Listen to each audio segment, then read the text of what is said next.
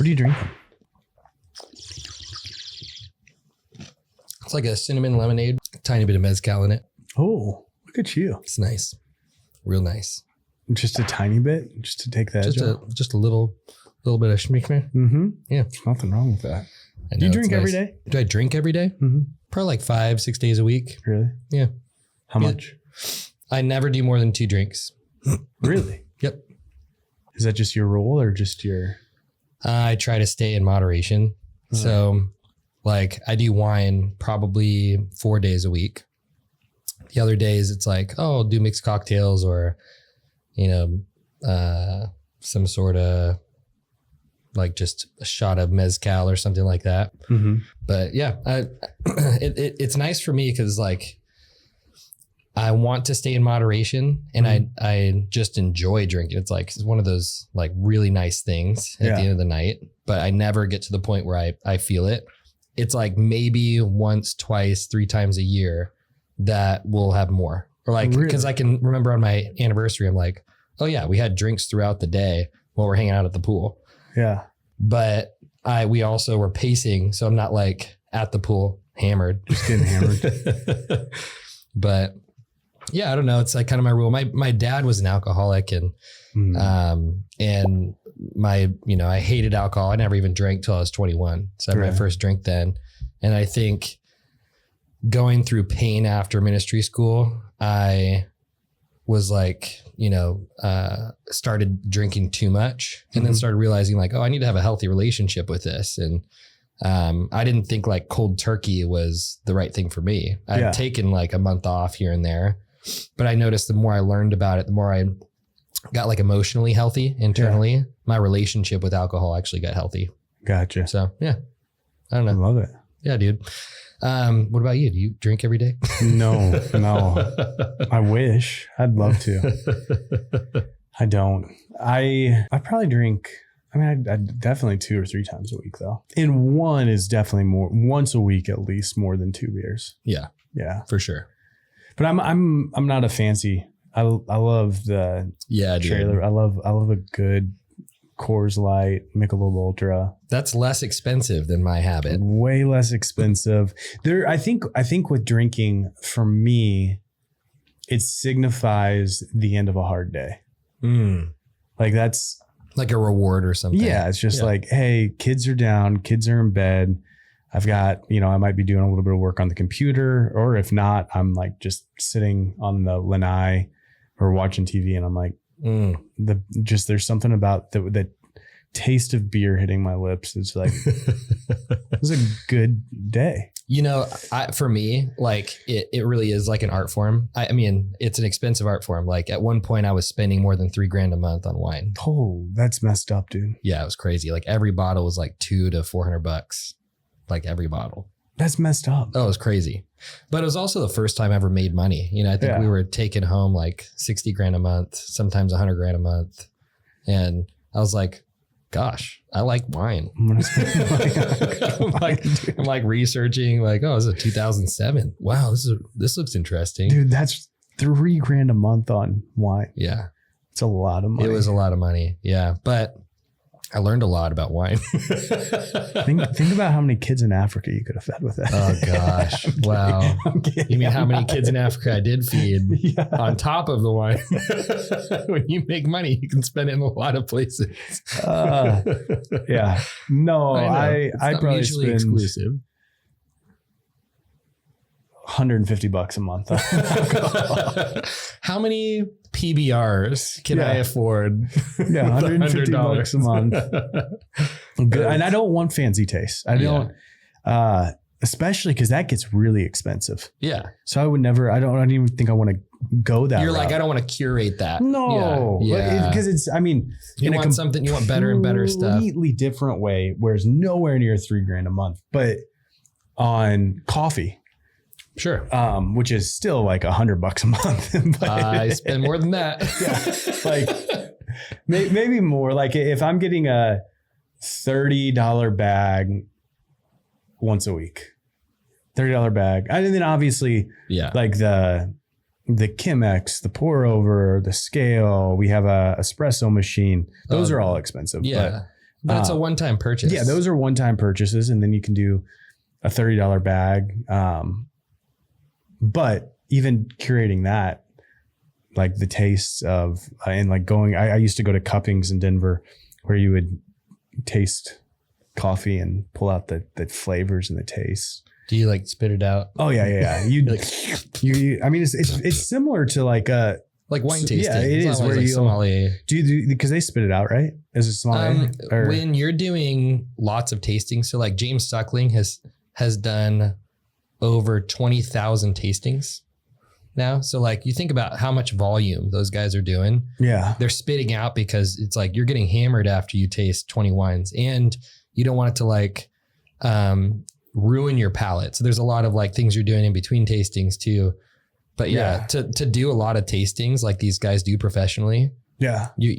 You're like, you have to find ways to preserve your palate. That's how the cupping would have been, because everybody had their own little cup, and then they had 20 different beans that were brewed, and you'd take a drink and and then swish it around your mouth, get the flavors of it, spit it out, write down your notes. Yeah. Clear your palate, go to the next one. That's so fun. Dude, it was.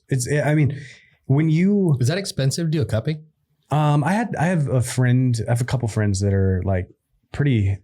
one roaster of the year. Oh geez. Yeah. So he's great. Like good at his stuff. Yeah. He travels the world, sources the beans.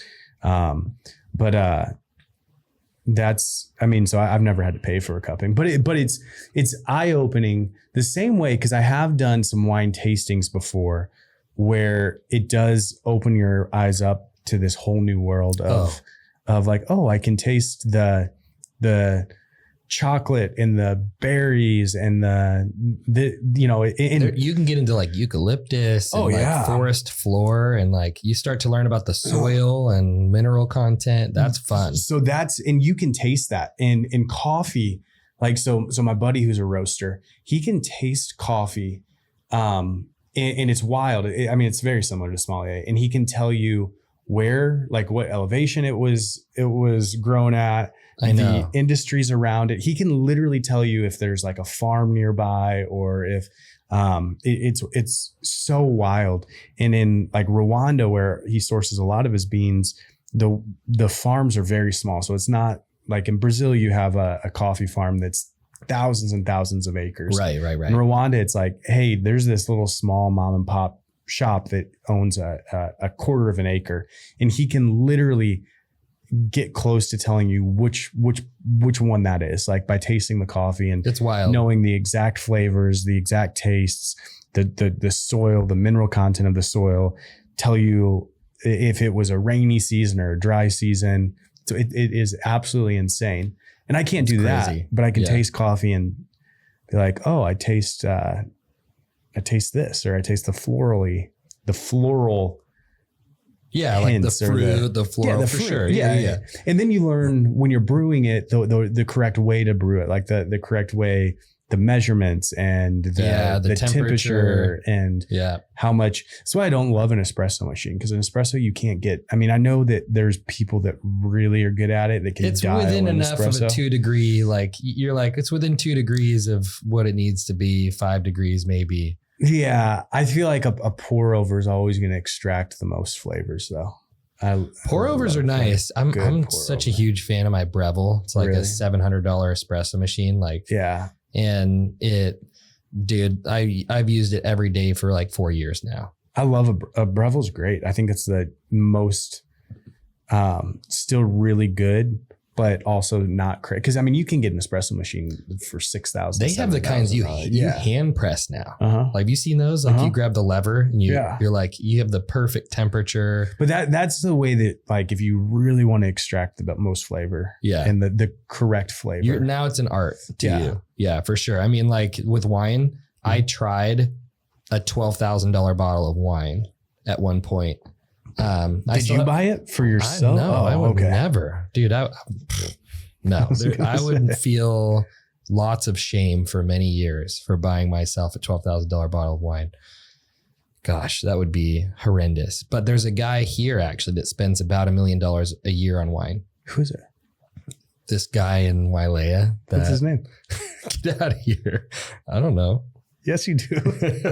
So did you go over to his house or did you? No. My friend is friends with him and he owns a house in Wailea, and the guy probably made hundreds of millions of dollars. I think he sold a business, and he has like $1 million a year,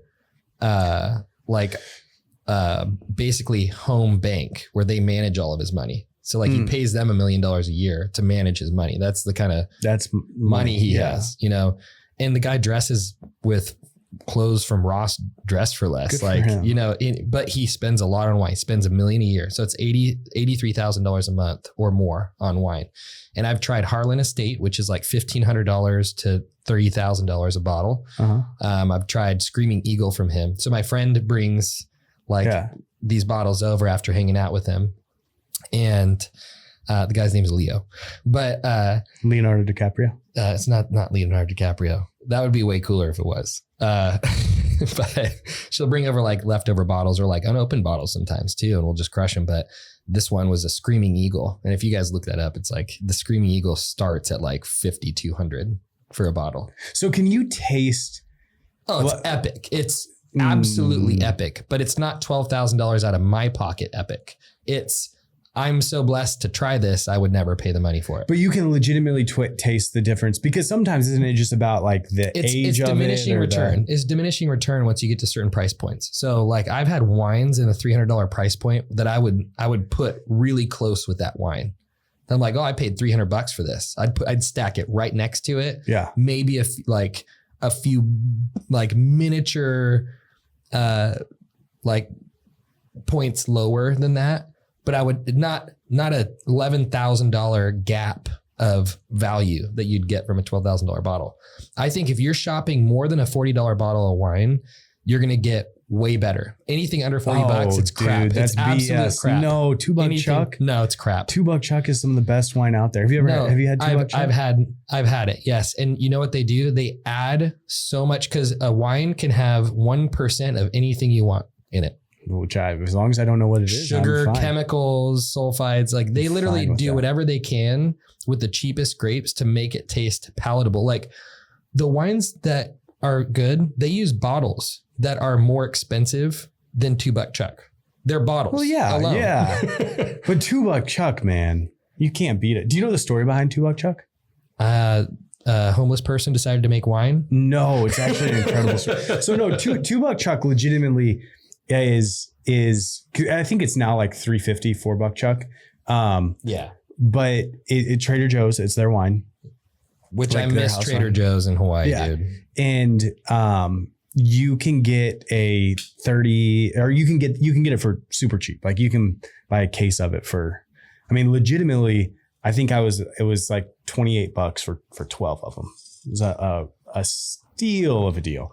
That's insane. Yeah. Yeah. You can't even get a box from U-Haul for that much. Yeah, it was. I mean, like, how do they make money? They didn't. That's the interesting part of this entire story. So the owner of Trader Joe's, and I don't know if this is just a story that people made up or if it's true. It sounds true. I've looked it up and it says that it's true, but who knows? So the owner of Trader Joe's, he got into a divorce with his wife, and in the divorce proceedings or the rulings is he had full control over Trader Joe's. But there were certain things that she got a percentage of the profits on. Sure. And so to spite her with $2 Chuck, he sells it at cost. Whoa. Yeah. He's like, okay. Yeah. Yeah. Here's what I'm going to do now. Yeah. So he sells. Is that your margin over there? Exactly. He sells $2 Chuck at cost. Dang. Because he doesn't want her to get anything. So it could be like a $7 bottle or $10 bottle. Yeah, I mean, it's garbage. It's not garbage. It's absolute garbage. No, if you said it yourself, you refuse to get a good wine palate, and I'm just gonna tell you, it's terrible. Actually, I see that though. I had your acquisition manager and my friend Tony bring me. He brought over, and it was very sweet of him, very kind. He brought over Apothic Red, and he's like, dude, we got to crush this together. And I was like, Tony, I love you. And I'm not going to drink that bottle of wine. See, okay. I wasn't being mean about it. I just am like, unfortunately, I have become a wine snob. See, I will still drink Folgers with the best of them. I'll drink Folgers. Coffee. I just need to have a little bit of like hazelnut in there or something. Oh, black Folgers. That reminds me of a diner with my dad. Oh yeah, black Folgers. But you have a nostalgic feeling attached to it. Yeah. So that's different. Cheap beer. I love cheap beer. I'll also drink a nice IPA but dude, there's nothing better than cheap beer, cheap coffee, cheap wine. I'm just telling you, like cheap whiskey. Oh, cheap whiskey. Yeah. I feel like whiskey is one of those things where like I've had Pappy Van Winkle. Mm-hmm. Like I just had some the other day. This dude at Four Seasons was like, "You want the rest of this?" We're like, "Yes, we do." Really? And I'm like, it's good. But I like, okay, Tim Ferriss, he actually did in 4 Hour Chef is one of his like New York Times bestselling books. And he talks about how he literally spent $250,000 a year to body hack himself for 4 Hour Body. Like the guy spends money to study and research. I'd say what he's good at is researching. And back when he was like really popular, he was popular because of the 4 Hour Work Week, which was awesome. Yeah. Great book. Got everybody started on realizing you can like hack your lifestyle and work a lot less for a lot more. But he wrote a book on the 4 Hour Chef. And one of the things that he did in that book was he was like, I want to learn what's actually good and what I like. And one of the things he did was he did a spirit testing, like a spirit tasting. So he wanted to find out, and he met with this guy that's like brilliant. Like he says his most well-known person that he found on spirits. And he's like, hey, I want to find like the best spirit for the money, and I want to find what I like. And he's like, up to that point, he's like, it smelled like Sharpie and it, tasted like gasoline. So I wanted to find something I actually liked. And he's a big wine drinker. Well, this guy was like, okay, I'm going to take you through a whole like list into tasting. And he tasted Pappy Van Winkle. He tasted I think he said 150 different whiskeys or something like that. Maker's Mark or Jack Daniels comes out on top. Bourbon. Bullet Bourbon. Bullet Bourbon. He's number one. He said Bullet was like his favorite. Really? His favorite one. And that's actually like one of my favorites is Bullet. I love Whistle Pig Rye, but there's like a few that I've tried and I'm like, okay, it's good. And I've had like the Pappy Van Winkle. I'm like, it's good. But I love good Bullet Bourbon. It's $40. $40. So it doesn't apply to everything. That money just gets you whatever. Just wine. Yeah, totally. Anyways, that was a good long tangent. Yes. What are we actually talking about today? I'm going to put this, I'm going to put the chapters in the description so people can decide to listen to all that mumbo jumbo bullshit or not. But I wanted to ask you, and I briefly mentioned this before we started this episode. So this is not a well-planned episode, but I'm sure you don't need to, is I wanted to kind of hear the story on scaling. Because here's my thought. Going into entrepreneurship, I doubt a lot of people go into it planning on doing the same thing over and over and over again for the next 50 years. I think the hope is that you make enough money to grow a team, take over some of those monotonous tasks or tasks that are not within your skill set that you don't like to do, or things that maybe free you up to do more, like to leverage other people's talents to be able to have more time with family, things like that. There's a lot that goes into like really growing a business. And a part of that is growing a team. Yeah.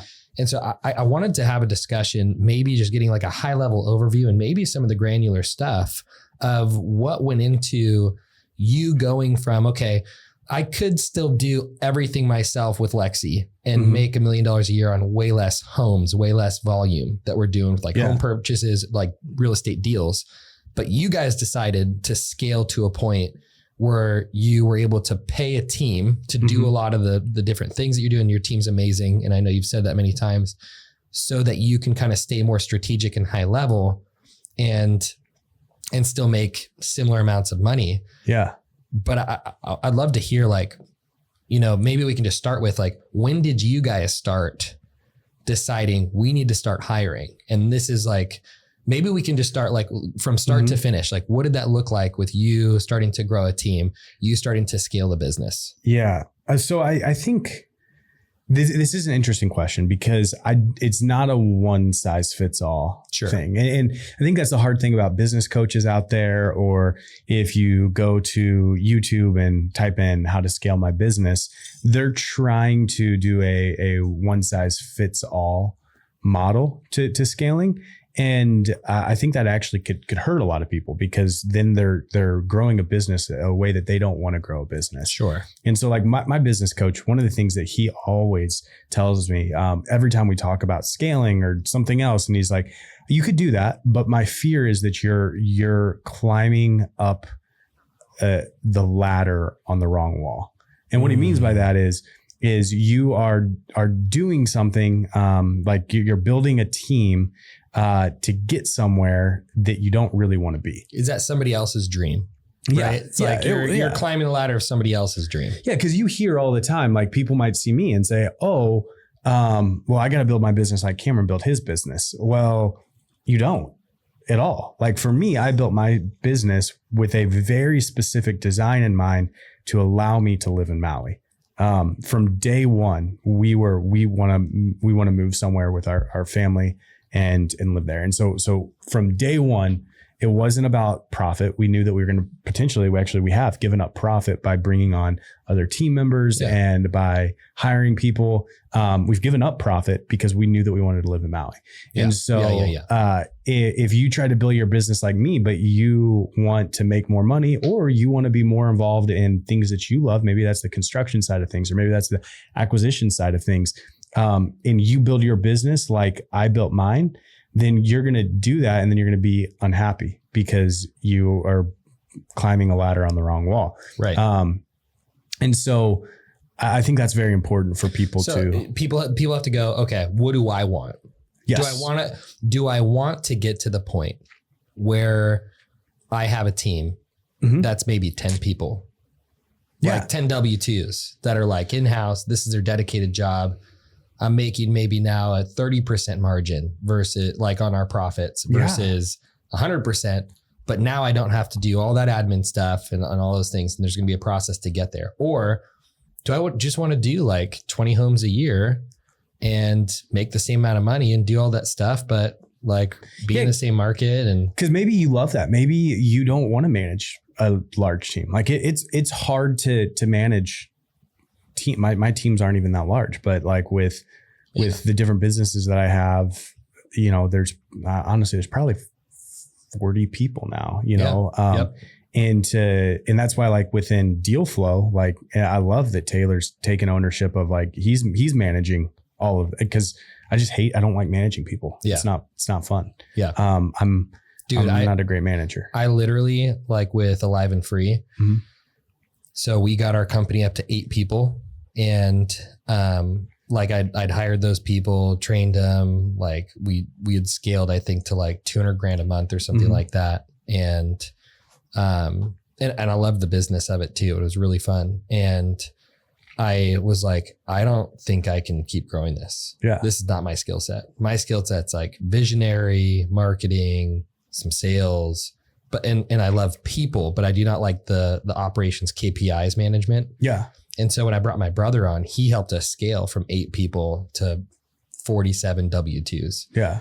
And it was the same thing. And it's like, oh, this is your genius. But I was literally burnt out on the couch for 3 months after like the first 3 months that he started working for us. Mm-hmm. And I think that just says a lot right there. Because there could be somebody that's climbing the ladder on the wrong wall, where if I scaled Revel City to 100 employees, I don't think I'd be super pumped by that. Unless I hired a really great operator. And so just having that vision in mind. And so one of the things that, actually, this is why I had Lexi send this. So I'm going to do something weird with everybody. So I think that before you even start building a business, you need to have a vision in mind with where you want to go. Yeah. And so I had somebody, and this was in 2020, and it's crazy because everything has come true. I had somebody take me through this exercise that I do every morning now. And it's about aligning myself with my future vision. And then honestly, just getting a future vision, because I want to make sure that everything that I do every single day is aligned with my future vision. Because if it's not aligned with my future vision, then it's wrong. Then I'm climbing a ladder on the wrong. You're doing wall. the wrong stuff. Exactly. Yeah. So I'm gonna take everybody through this. You can do it too. It's kind of weird. This is awesome. Let's do it. It's kind of weird. So for anybody that's listening, let's bring it back. There was a cut there and then uncut. Boom. Eyes closed. All right. This is awkward for anybody that's listening. You're like, why is Cameron doing this? But I think it's really important for aligning yourself with your future vision. So one of the things that I say, like a vision, a vision, it's going to be a clear picture of what you want to see in the future if everything works out. Like you're not looking at your future vision and you're, overweight and divorced and have a terrible relationship with your kids. When you're imagining your future self, it's going to be like, this is the person that I'm going to be if everything works out. So here's what we're going to do. We're going to close our eyes. And then if you're watching this, close your eyes too, unless you're driving. But so just take a couple deep breaths. You meditate, so you know how to kind of get into the zone. It's actually important to do that because it gets you out of your sympathetic nervous system. Yeah. Your parasympathetic. And it helps like the subconscious kind of take over a little bit. So just a couple deep breaths.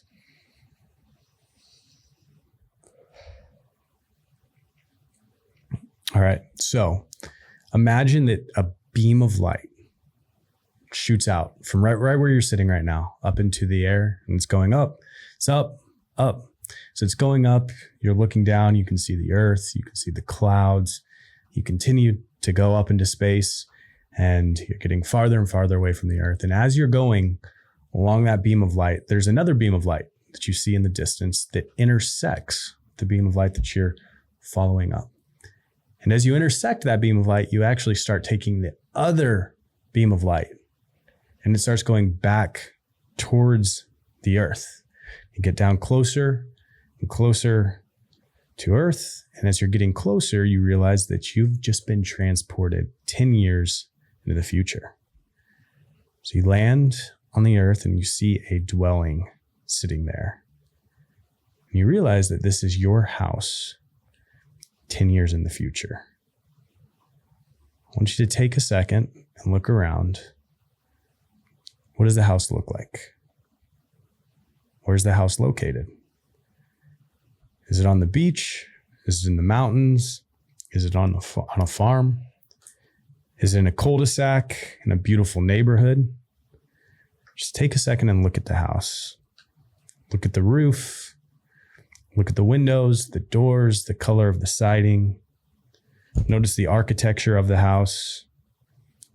Notice the landscaping around the house.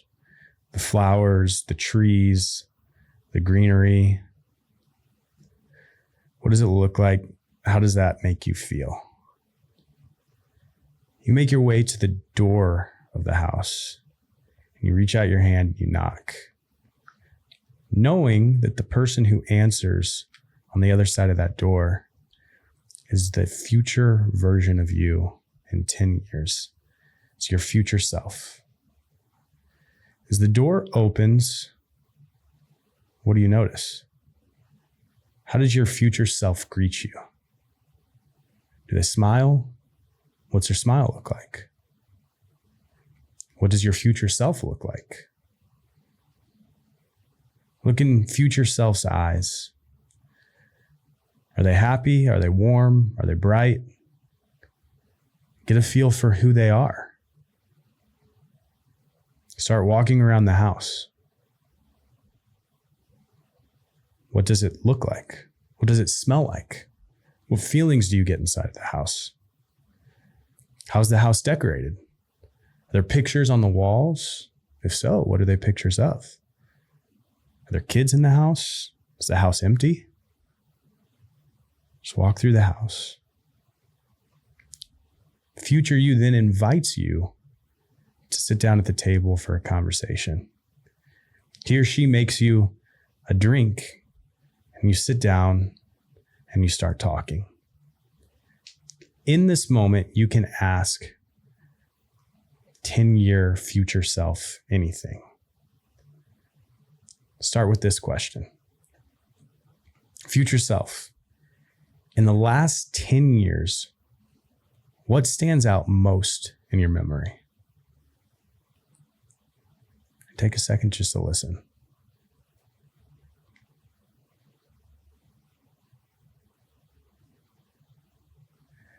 Now ask future self, in the next 10 years, what do I need to do to get to where you are today?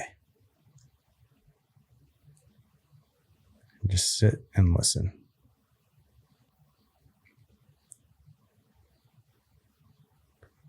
Since you are with the 10-year future self, there's probably some other questions you want to ask.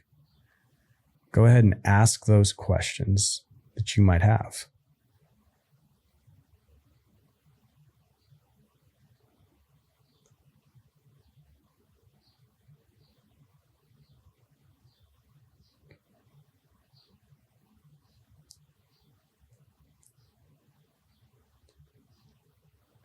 It's time to go, but before you go, a 10-year future self tells you that you can come back and visit at any time, and you can ask any questions that you want. And you walk out of the door, you go back into the yard, and a beam of light takes you back up into the cosmos. And as you are flying through space, you see another beam of light intersecting with that, and you start traveling down that beam of light, and it takes you back down to where you're sitting right now. You start to slowly become more aware of your surroundings, and now you're back. And so you do that every day? I do that every day. I do that every day. Nice. Who taught you that? Rich Fecky. He's a real estate investor. But I do that every day, and I think so, like, for anybody that's listening that just did that, like, and that was quick. And I get that it's super corny. And like, I don't think it's corny. You know, the first time I did it, I was like, this is freaking so weird. Because it's kind of like law of attraction type stuff that people like categorize it as such.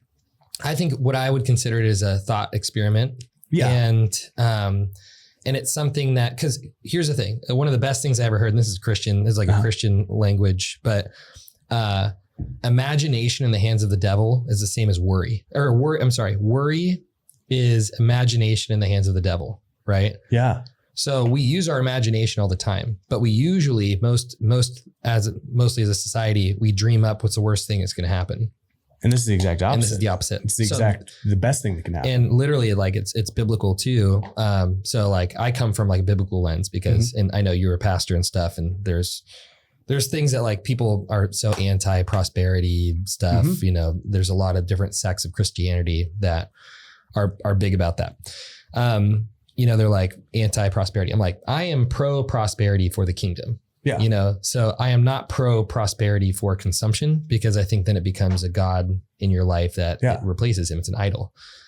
But I think at the end of the day, what we do is we dream up these things knowing that doesn't have to become my God. It actually can get me closer to the giver. Like, I don't want to become so tethered to the gift. I want to become tethered to the giver. And having great gifts lets me know. It's like if a dad gives me good gifts, I want to draw closer to that father. Yeah. Right. This is one of those thought experiments that kind of, when I walk through it, I go, oh, actually God put it in my hands to have faith for things. And faith is something that it's literally like currency in the kingdom that purchases us when we have faith for things. Like, you can move a mountain. If you believe in your heart, this mountain will move. And I think this is one of those experiments that has become a universal truth because God had put it into motion. And so people in the kingdom or not in the kingdom can like use this, like Christians, non-Christians. It's like, it's just a universal truth that exists. When you focus on something and dwell on it, your habits, behaviors, and everything else aligns with it. But when you're like in worry, or you're not actually thoughtfully thinking about these things, then it's just kind of like whatever happens just happens. And there's no basis behind your intention whatsoever in the way you approach your life. Yeah. No. Would you say like some of that? For sure. I think the biggest thing that does and this is why I wanted to talk about this with scaling, and I'll tie it together in a second. So a couple of things. One, if you listen to that and you just went through that thought exercise, like take some time to actually go through it. Maybe you know, come back to this part of the podcast again and listen through it and go through it again. And then when you're done, just start writing down like everything that you felt, everything that you saw, like literally what did the house look like? What did the house smell like? What did you look like? What did your eyes look like? And again, this is the best version of you, because we're not right. So you're going to, this has to be true self. It has to be like heart of hearts desires, not like the ego desires. Yeah. You're like, I want $1 billion in the bank. It's like, exactly. For what? So, and I think that's important, because then that helps you align your business and your systems and scaling your business with who that future version of you is. And so like for me, when I do that, it aligns my daily habits. So if I do that every single morning, like for instance, one of the things that I always notice is the person that I'm talking to is not stressed or hurried. He's incredibly present. So good. And so, love that. What do I have to do in my life to rid it of stress and worry, and being hurried? And so thinking through, what do I have to do with that? The person that I'm talking to has a great relationship with God.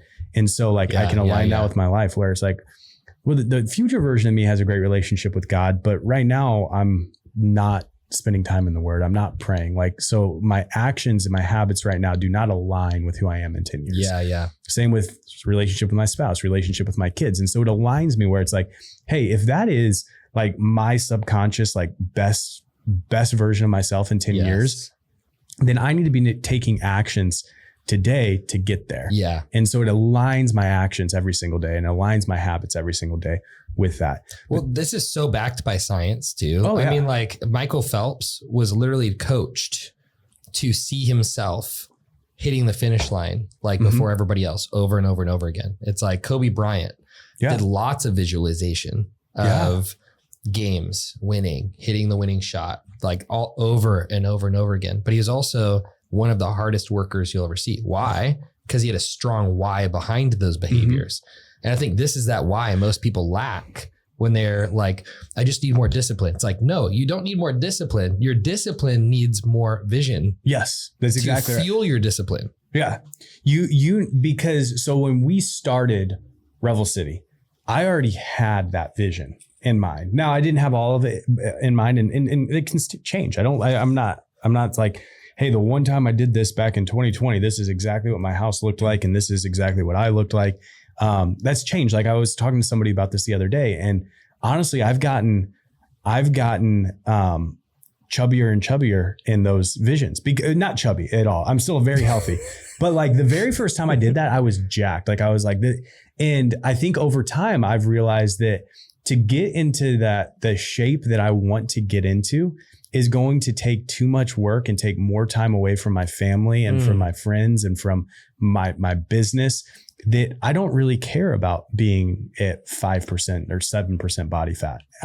Right. And so like, and it's changed over time, you know, where I'm still healthy in it, but I'm not that person that I was 4 years ago when I first had this. And so I think it can change. Actually, I know it can change, but it still helps me a lot because I'm still very healthy in that. And so like, I want to make sure that my actions are aligned with that every single day. You don't need much time to be at like 10% body fat. No. Yeah. It's like the 5%. Yeah. That's but to be 10 to 12%, I need to cut out McDonald's and not during Coors Lights. Actually, what you're saying though, this is so good, because one of the best things I've ever heard from mentors in my life is that your vision usually involves less of adding things to your life and more taking away things. Yeah. So it's actually more of a simplification than it is like an addition. Oh yeah. My life is so simple in this. Yeah. But so many people don't realize like, no, you have power to drop that thing. You have power to drop that relationship. That's actually it's not helpful for you or for them. Yeah. You can drop that relationship. You can drop this thing. And I think that sounds so cold to certain people, but there are intentional moves we make when we have a strong vision. And I think a vision gives you something to protect, because boundaries, I think when people that are boundaryless experience boundaries, they are like, what are you doing? It's like this big abrasive feeling.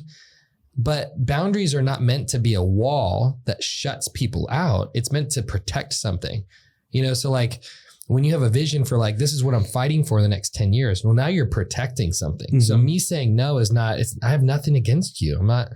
I don't hate you as a person. It's just, I have plenty of friends. Yeah. And I have so much priority in my life that I don't have capacity to do this with you anymore. I'm protecting this. Yeah. And I think you need something to protect that future thing that you're like, okay, this is where we're going as a family, as a person, in business.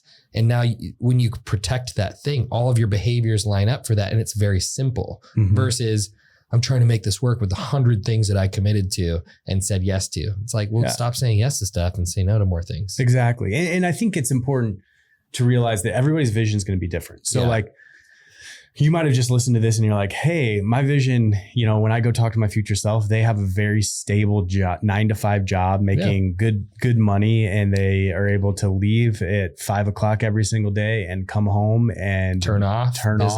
Exactly. And not be back at work till 9. Sure. And so that's why my biggest fear, and it would legitimately break my heart, is if people got into real estate because it's the sexy thing to do or it's the cool thing to do, and it's not they're climbing the ladder on the wrong wall, and they're going to get to the top of it.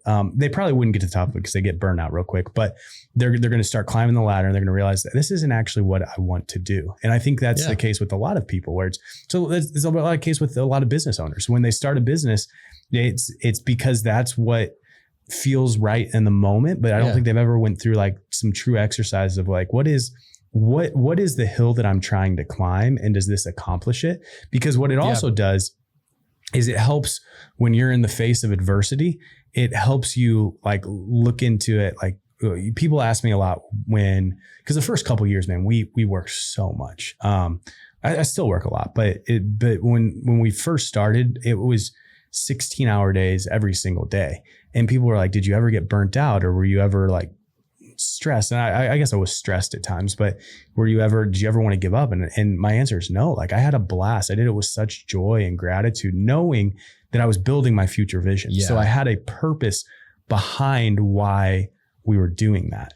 And so, but here's the thing though, too, like when you're going after purpose, and it's not just an ego thing. It's not just like, I got to make more money.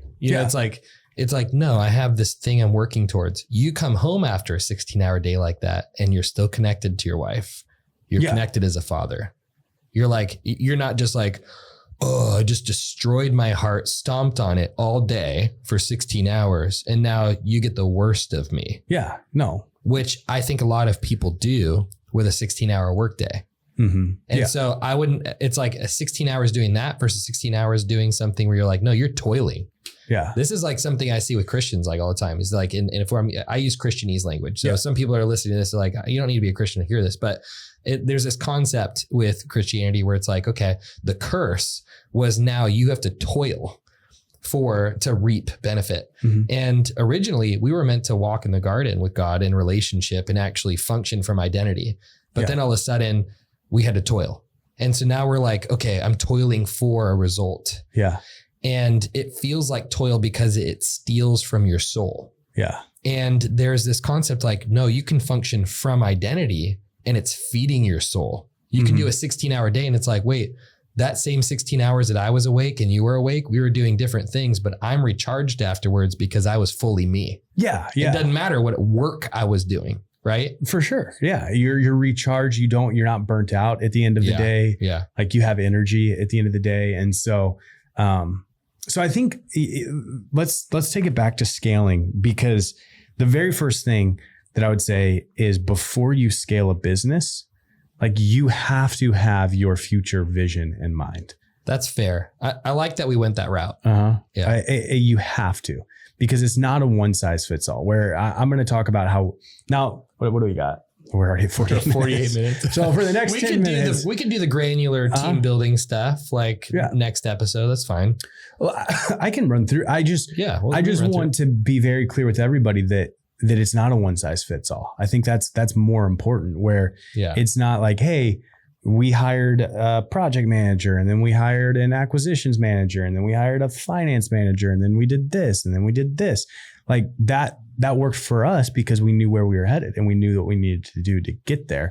But for some people, it might be a husband and a wife that they love working together and they love doing their own thing. And they might just need a VA to help with returning emails and paperwork and setting up utilities. And for them, they can still grow a vibrant business that gives them a ton of freedom financially and flexibility financially. And so I feel like you have to do stuff you hate at first. Mm-hmm. It's like there are tasks I had to do every day when we were growing our business that I didn't want to do for long.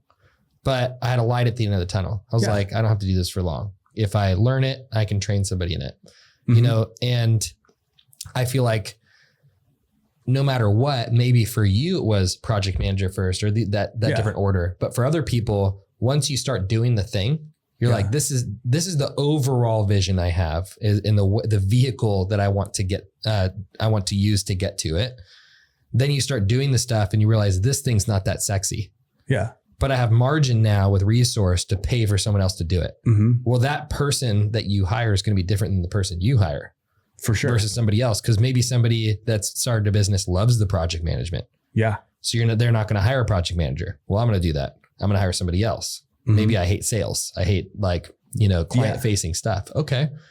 Maybe you can hire somebody that's their first person that you're hiring. But I feel like you're saying there is kind of like, because if we use the ladder analogy, the ladder changes at times when you get to certain levels. Yeah. You're like, okay, this is the ladder I want to climb. But once I hit this level, I don't want to climb any more of this ladder. So I need an operator, like you're saying, to climb the next bout of ladder. Which, yes. And that's honestly the part of my future vision, like in a conversation that I was having with my future self, which again, sounds super weird. I get that. But was, hey, I'm a builder. I'm not a sustainer. I love building things. That makes me come alive. That's where I can work the 16-hour workday and still feel alive and energized at the end of it. Is I'm really great at building things and getting things off the ground and getting people pumped up around a shared vision.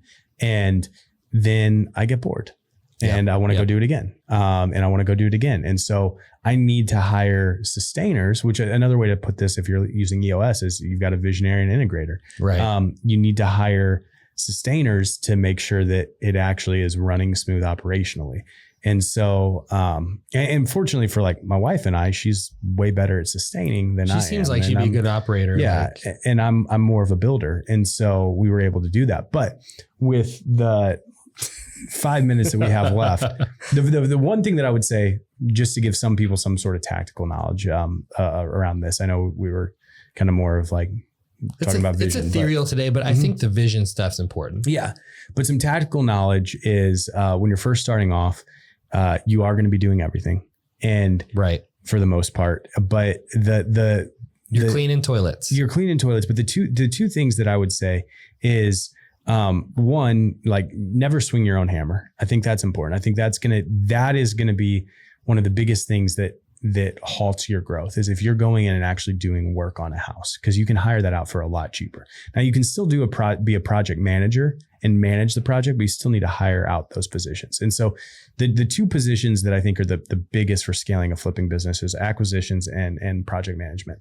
And so my wife and I, we had a great synergy when we first started that allowed us to scale. And that was that I did acquisitions and she did project management. If you are a solopreneur or a one-man show, you need to figure out what is your highest and best use, whether that's project management or acquisitions. And I think you need to dive into that. Yeah. So, and for most people, I would say your highest and best use just getting started is finding deals, because you can hire a really great project manager. But you need money to do it. You do need money to do it. So you might have to do both at first. But you can hire a great project manager, or you can bring somebody on as a partner. I think I see that. I was going to say, like a project manager could be a partner, like a contractor. It's like, I'm going to partner with you on this deal. Yeah, I'm going to give you, I found the deal, you manage the project, and we're going to do a split, a 50-50 split, 60-40 split. And there's other things that come into that, like who's going to provide the money and X, Y, and Z. But you could definitely do that. But when you're just getting started, project manager and acquisitions manager are the two kind of core roles, and you just got to figure out which one you fit. And at first you're probably doing both of them. I think doing the roles is important for a season because your ability to train that person is there. Yeah. Right. It's like, okay, maybe you don't want to do it for long, still learn it. Yeah. Because if you want to train a person, well, you're either going to have to pay way too much for someone that already knows the skill, or you're going to train someone very poorly because you still don't know how to do it. Yeah. Or if they're good, they're going to probably out leverage you, meaning they're going to ask for more money than you can pay for because you can't do it. Yeah. Which, you know, so I think it is important. Like, okay, learn the skills at least. Learn how to bring in deals. I don't know. Would you say that's, I feel like that's something that every person in this space that I've seen needs to learn how to do deal flow. You have to find deals. Yeah. Yeah. There's, if you can't find deals, you can't be a real estate investor. Okay. You have to find deals. Yeah. That's the highest and best use. That's why deal flow is called deal flow, because everything else you can either hire out or you can figure out and make a lot of mistakes along the way if you find deals. Like for instance, we manage our own projects for the first year. And we had zero real estate experience, zero construction experience, but we were protected because we were buying deals for so cheap that we might mess up, but it didn't matter because we bought the house deep enough that if we were $10,000 or $15,000 over budget, or we did X, Y, and Z wrong, we were still insulated from a lot of risk because we could find deals. So the thing that you want to get best at is finding deals for sure. Yeah, that's good. Well, maybe next time, I mean, okay, before I project what we talk about on the next episode, is there an entire hour that can go into maybe some of y'all's process? Yes, I can managing KPIs, tell our entire SOPs. process, how we hire people, how we manage them. Is it too early in the game to start that conversation? No. I mean, potentially. I think that there's like for somebody that's just starting, there's a million other things that they should be asking, like how do I analyze a deal, or how do I negotiate a deal? Yeah. We've talked about that though. There's like, have we talked about analyzing deals? Well, we've talked about talking about it. We talked about that. There's on the YouTube, I know like the new YouTube channel we started, there's the analyzing training that you did, which is like the deal analysis. But I know there's like hours and hours of that within our programs, you know, and obviously you do a lot of like live deal analysis calls and stuff with our clients. But I think that there's so much that goes into that. That it's like, okay, maybe we kind of more do like Justin, one of our clients, who's a friend of yours actually from back home. Right. Yeah. He was like, you know, I was asking the clients like, hey, is there anything else that we can do to like solve problems for you guys? And he goes, if you could hire me a project manager so I can focus more of my time on deal flow, that'd be great. Yeah. And I was like, that's very interesting. Yeah. Like, what an interesting thought. How cool would it be to like have a whole conversation about that? Yeah. Maybe that is our next dialogue. Yeah. And I think there's a ton of people like that. What I see the most is people need to hire out project management.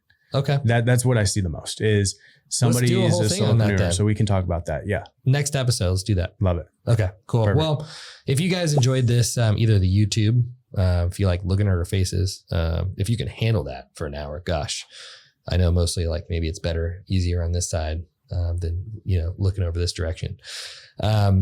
Or if you're listening to the audio version on either Apple or Spotify, if you guys are enjoying this, it would really help. Obviously, this is free content. We're trying to help you guys out a lot.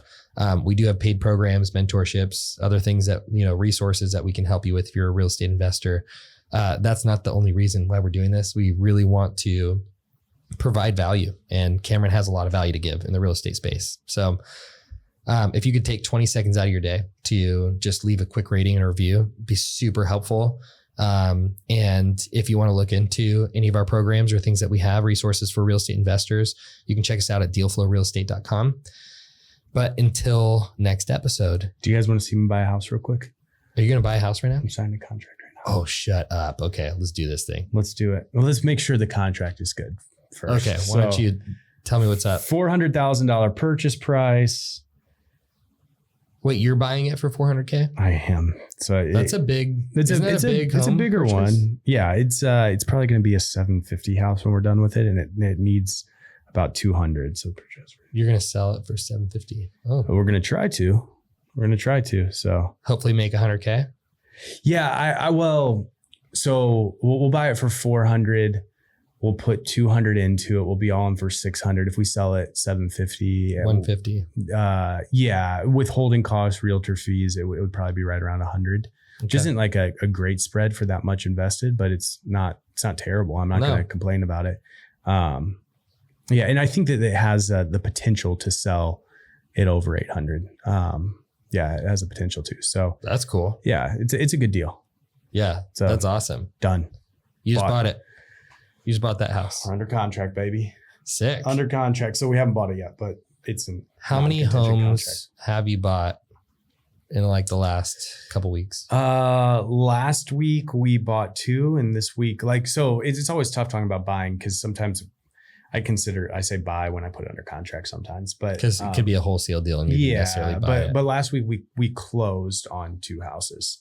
And this week we're closing on 1, and then next week we're closing on 2 again. So, okay. Yeah. Nice. Yeah. So that's awesome. Yeah. It's a good flow, and we've got a great, we locked up a wholesale deal this week. That's a freaking home run. I mean, sick. It's not a home run. We're making 30 grand, but that's great for a wholesale deal. Yeah. It took us in a couple hours worth of work where we went and locked it. We put together numbers. We were at 200 and we wholesaled at 230. So, geez. Yeah, and got somebody over there immediately, offered 230. We didn't even have to shop it. We just shopped it to 2 people, and we got an offer at 220. Is that because you knew in your head what 2 people you wanted to like run it through? Yeah. I mean, and that goes back to the whole like deal flow thing is like if you see a deal blasted out via email, it probably has already been picked through. That's why you have to build relationships with someone like me or other wholesalers where you're the very first person that they text. Yeah. Yeah. And so I just knew 2 good buyers that bought in this area, and we sent it to both of them, and they both went, and we got one offer at 220 and one at 230. And we took the one at 230. Dude, that's so sick. Mm-hmm. That's awesome. Okay. Well, but nice little way to end the end. So, perfect. Thanks guys. You guys are great. We'll see you on the next episode. See ya. Later.